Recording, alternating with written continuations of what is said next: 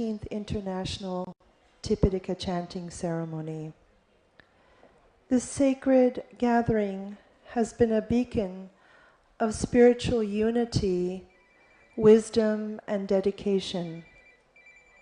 And I extend my heartfelt gratitude to each one of you, 12,000 participants from 27 countries who have journeyed here to contribute to this noble cause. First, let us pause to express our deepest gratitude to the Cambodian Sangha. From both Cambodia and America, you have stepped forward with unwavering commitment to serve as the chief organizers of this historic ceremony. To all the sponsors who came forward, who gave flowers, food, requisites for the monks and nuns, and not to mention all of those of you who voluntarily traveled here from such great distances. You are all my inspiration, and thank you for such abundant offerings. None of this would be possible without your effort. Every day was filled with offerings, and to you, all I thank you from the bottom of my heart. Cambodia's history, as we know, bears the scars of tragic events that sought to the spiritual lifeline of Sasana. Yet, like a lotus rising from the mud, the Cambodian Sangha has demonstrated resilience, determination, and a deep reverence for the Buddha Dharma. As a fellow Buddhist, I feel immense pride in witnessing your strength and your leadership in hosting this year's event. You have not only honored the Buddha's teachings, but have also inspired us all with your example of deep faith and perseverance. And now, as we conclude this year, we turn to a new beginning, a beginning rooted in the ancient land of Aryadesa, India, motherland India. It fills my heart with such immense joy and pride to announce that India will take up the mantle of leadership for the next 2 years of this remarkable journey. India, the birthplace of the Buddha Dharma, is not just a geographic location. It is the spiritual of the Dhamma. Here, the Four Noble Truths proclaimed, the Eightfold Path illuminated, and the wheel of Dhamma set in motion for the welfare of countless beings. To return to India is not merely a journey through geography, but a pilgrimage into the heart of our collective spiritual heritage. The revival of the Buddha Sasana in India is not just significant, it is essential. Let us reflect for a moment.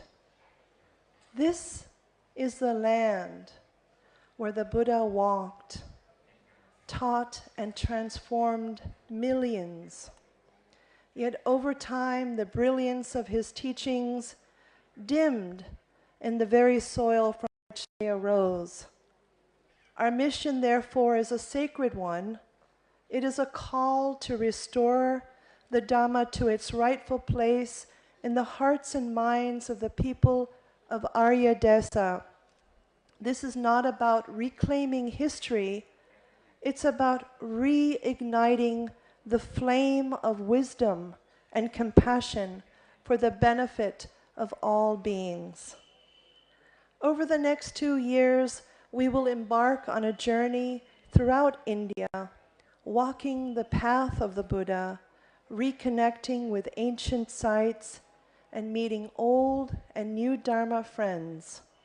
We will begin walking to the sacred peak of Gurpa, some 60 kilometers, with monks from Thailand, Cambodia, Laos PDR, and Myanmar, and many other friends, and finally we will end up in the palace where Siddhartha left in Kapilavastu, where we will also walk past that eastern gate, just as this great wise being left to understand the truth of suffering.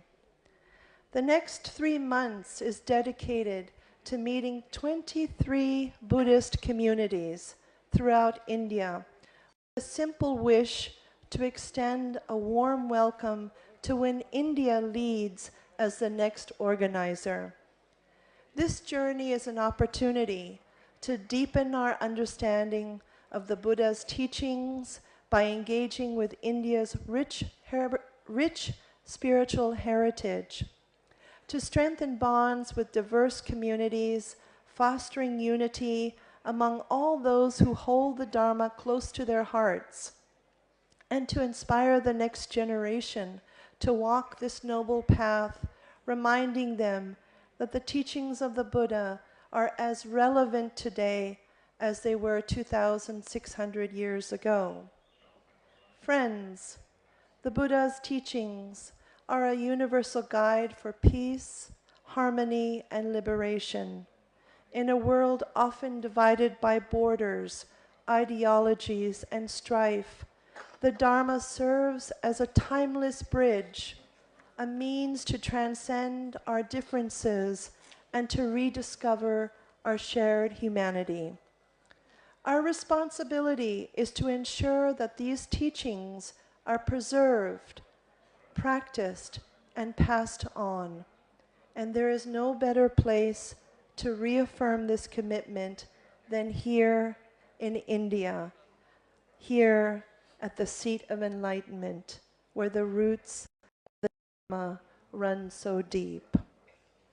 As we conclude this sacred gathering, let us offer our gratitude, first to the great Mahasangha, who keep the shining light of the Buddha's teachings alive, especially to the unwavering commitment of the International Tipitaka Chanting Council leadership, and to all the organizers and volunteers whose efforts have made this event possible, and to each one of you whose presence here today reaffirms the enduring relevance of the Buddha's teachings.